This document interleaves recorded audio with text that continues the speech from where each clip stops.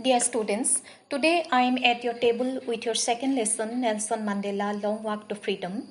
written by Nelson Mandela himself. He was originally known as Nelson Raleigh Lala Mandela. I think you have already heard the name of Nelson Mandela. He was first black president of South Africa, and he sacrificed his life against the apartheid political system, which was faced by the South African people for a long duration. Nelson Mandela এনেকুৱা এজন ব্যক্তি আছিলে যি south আফ্ৰিকাত বহু যুগ ধৰি বহু বছৰ ধৰি চলি থকা এপাৰ্থেড এই যি পলিটিকেল সিস্টেম আছিলে সেই সিস্টেমৰ বিৰুদ্ধে যুঁজি অৱশেষত 1994ত তেওঁ সাউথ আফ্ৰিকাত গণতন্ত্ৰ প্ৰতিষ্ঠা কৰিবলৈ সক্ষম হৈছিল প্ৰথমবাৰৰ বাবে আৰু তেখেতে ফাইনেলি সেই গণতন্ত্ৰৰ প্ৰথমজন তেখেত ৰাষ্ট্ৰপতি হ'বলৈ সক্ষম হৈছিল Now, you have to know what is apartheid system. A apartheid system no ki. Apartheid is a political system that separates people according to their race.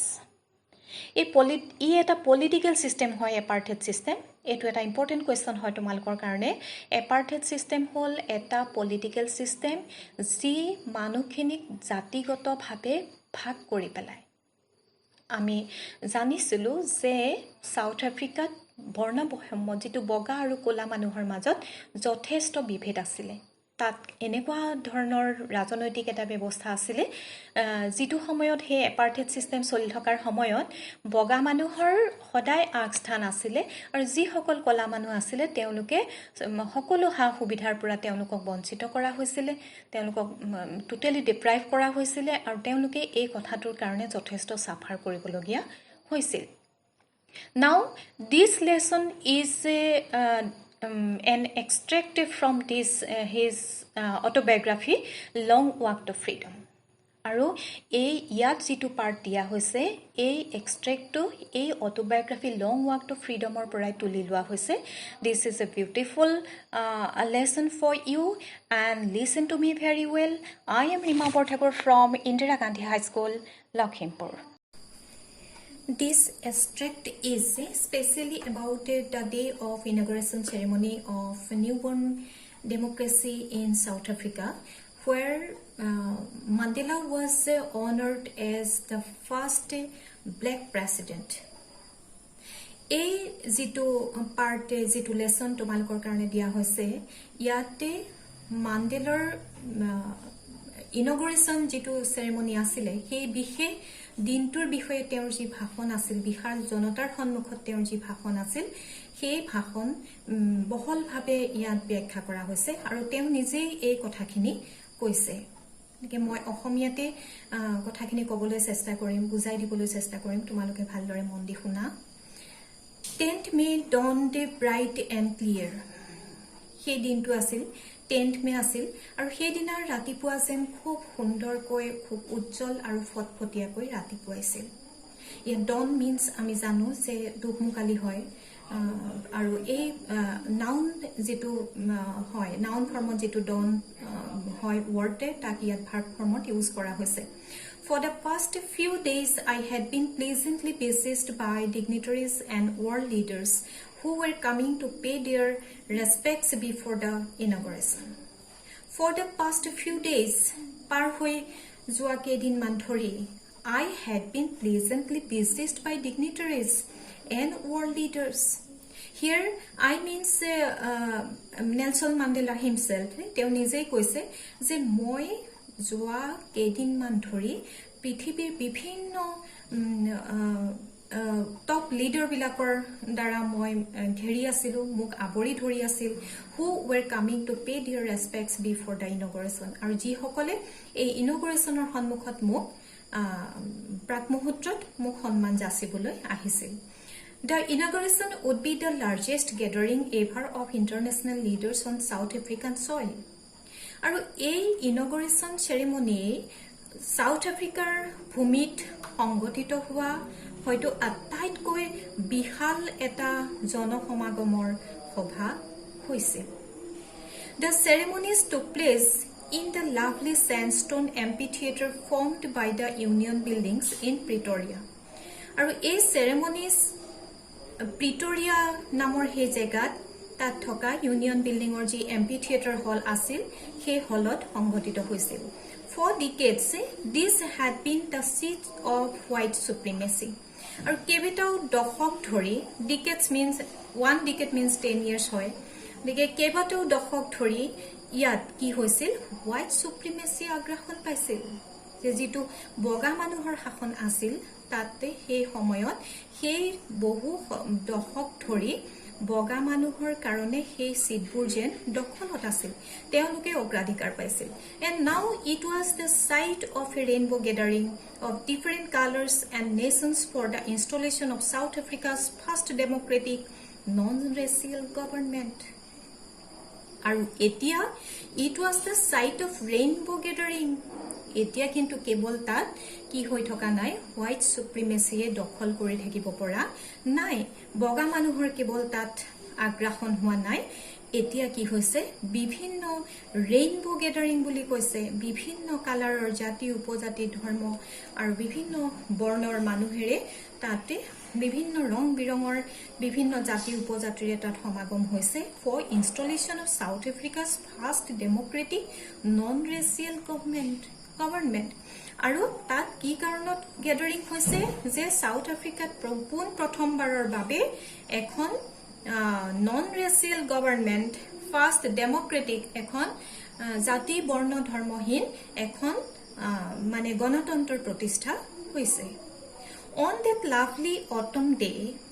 আৰু সেই অতি মনোমোহা সেই শৰতৰ দিনটোত I was accompanied by my daughter Zenani মই মোৰ ছোৱালী জেননীৰ হৈতে মই লগ হৈ আছিল on the podium means platform হয় Mr. De Klerk was first sworn in as second deputy president আৰু সেই প্লেটফৰ্মতে Mr. De Klerk পোন প্ৰথমবাৰ তেওঁ second deputy president হিচাপে শপত লৈছিল Then Thabo Mbeki was sworn in as first deputy president আৰু ইয়াৰ পিছতে Thabo Mbeki first deputy president হিচাপে শপত লৈছিল When it was my turn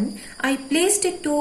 obey and uphold the constitution and to devote myself to the well-being of the republic and its people আৰু যেতিয়া মোৰ সময় আহিল মানে মান্ডেলাৰ সময় আহিল তেতিয়া তেওঁ কি কৈছিল যে I pledge to obey and uphold the constitution মই সংবিধানক সদায় উদ্ধত আৰু সংবিধানক মানি চলাৰ বাবে মই শপত লৈছিলো and to devote myself to the well-being of the republic and its people আৰু এই গণতন্ত্ৰ আৰু ইয়াৰ জনগণৰ হিতৰ কাৰণে মই সদায় মই নিজকে উৎসৰ্গা কৰিম বুলি মই শপত লৈছিলো to the assembled guest and the watching world I said আৰু তাত হে সমবেত হোৱা জনতাৰ কাৰণে আৰু সমগ্ৰ পৃথিৱীয়ে যি হে inauguration ceremony তেওঁলোকে চাই আছিল হে সকল পৃথিৱীৰ জনতাক উদ্দেশ্যি মই কৈছিলো Today all of us do by our presence here confer glory and hope to newborn liberty আজি আমি সকলোৱে আমি যি সকল আমি ইয়াত উপস্থিত হৈ আছো আমি এই নতুনকৈ জন্ম হোৱা সমতাৰ প্ৰতি আমাৰ যথেষ্ট আশা আছে আৰু আমি ইয়াক লৈ যথেষ্ট গৌৰৱবোধ কৰিছো Out of the experience of the extraordinary human disaster that lasted too long must be born a society of which all humanity will be proud. Out of the experience of an extraordinary human disaster that lasted too long পাৰ হৈ যোৱা বহু যুগ ধৰি পাৰ হৈ যোৱা আমাৰ যি হতাশা আমাৰ যি দুৰ্যোগ আছিলে আমাৰ মানুহ বিলাকৰ মাজত জনতাৰ মাজত যি এটা অৱস্থা আছিলে সেই অৱস্থাৰ অৱসান ঘটি সেই অভিজ্ঞতাৰ পৰা আমি ওলাই আহি আমাৰ মাজত এখন এনেকুৱা ধৰণৰ সোসাইটি হ'ব লাগিব তাত যাতে আমি মানৱীয়তাক লৈ পেলাই গৌৰৱবোধ কৰিব পাৰো we who were outlaws not so long ago আমি মানে যি সকল আমি কলা মানুহখিনিৰ কথা কৈছে স্পেচিয়েলি যে who were outlaws not so long ago তাৰমানে এইটো অভিজ্ঞতা বহুত বেছি দীঘলীয়া দিনৰ নহয় অলপ দিনৰ আগলৈকে আমি যি মানে আইনৰ পৰা আমি বহিভূত হৈ আছিলো সেই সকলে have today been given the rare privilege to be the host of the nations of the world on our own soil আৰু সেই সকল মানুহকে আমাক গুটে জাতিটোৰ গৰাকী হিচাপে আমাৰ নিজৰ ভূমিত গৰাকী হ'বলৈ আমাক কি কৰা হৈছে এই দুষ্প্ৰাপ্য দুৰ্লভ আমাক সুবিধা দিয়া হৈছে we thank all of our distinguished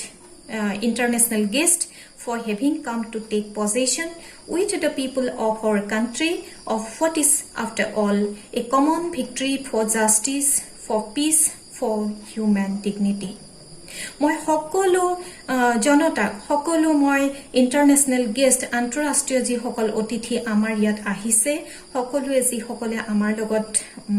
অন্তৰ্ভুক্ত হৈছে এই সুন্দৰ মুহূৰ্তত সেই সকলোকে মই কি কৰিছো মই ধন্যবাদ জ্ঞাপন কৰিছো with the people of our country of what is after all a common victory for justice for peace and for human dignity আৰু যেটো আমাৰ কাৰণে এটা মানে ন্যায়ৰ এক জয় বুলি অনুভৱ কৰিছো শান্তিৰ কাৰণে ন্যায়ৰ কাৰণে আৰু মানৱীয় প্ৰমূল্যবোধৰ কাৰণে এয়া আমাৰ জয় বুলি অনুভৱ কৰিছো we have at last achieved our political emancipation আৰু অৱশেষত আমি ৰাজনৈতিক সফলতা লাভ কৰিলো we place ourselves to liberate all our people from the continuing bondage of poverty, deprivation, suffering, gender and other discrimination. আমি শপত লৈছো আমি নিজে শপত লৈছো যে এই সকলোবিলাক আমাৰ জনতাক যি সকলে দুৰ্ভিক্ষ বঞ্চনা লাঞ্ছনা যাতনা আৰু বিভিন্ন অসুবিধাৰ ভোগ কৰি আহিছিল একেৰাহে সেই অসুবিধাবিলাকৰ পৰা আমি সকলোকে মানে আঁতৰাই আনি আমি সকলোকে কি কৰিম সকলোৰে কাৰণে সুবিধা আৰু সকলোৰে কাৰণে সমতাৰ সৃষ্টি সমতা দিম বুলি আমি শপত লৈছো Never and never again shall it be that this beautiful land will again experience the oppression of one by another. কেতিয়াও কি পুনৰ কি নহব এই সুন্দৰ ভূমিত পুনৰ এটা জাতিয়ে যাতে আন এটা জাতিক শোষণ কৰাৰ অভিজ্ঞতা আৰু কাৰো নহব The sun shall never set on so glorious a human achievement. আৰু সূৰ্যটো যেন এই গৌৰৱ উজ্জ্বল যি আমাৰ মানৱৰ যি মানে এচিভমেন্ট এই এচিভমেন্টৰ যি অধ্যায় তাত যেন কেতিয়াও আৰু সূৰ্যাস্ত নহব অস্ত নাযাব let freedom ring God bless Africa আৰু স্বাধীনতাই শাসন কৰক আৰু ভগৱানে আফ্ৰিকাক আশীৰ্বাদ দিয়ক এই কথাখিনিৰে ফাৰ্ষ্ট পাৰ্টটো তেওঁ শেষ কৰিছে আৰু ইয়াতে যিখিনি কোৱেশ্চনছ আছে সেই কোৱেশ্চনবিলাকৰ আনসাৰ মই দিবলৈ চেষ্টা কৰিছো তোমালোকে নোট কৰি যাবা Question number 1. Can you say how 10 May is an autumn day in South Africa? Answer is, as Mandela said, 10 May dawned bright and clear like autumn, the season of joy. Because on this day, the South African had beautiful experience of first democratic non-racial government in South Africa. So this 10 May is called Autumn Day. Question number 2. At the beginning of his speech, Mandela mentions an extraordinary human disaster. What does he mean by this? What is the glorious human achievement he speaks of at the end? Answer is, by an extraordinary human disaster, Mandela means the policy of apartheid system that separated the black and white people,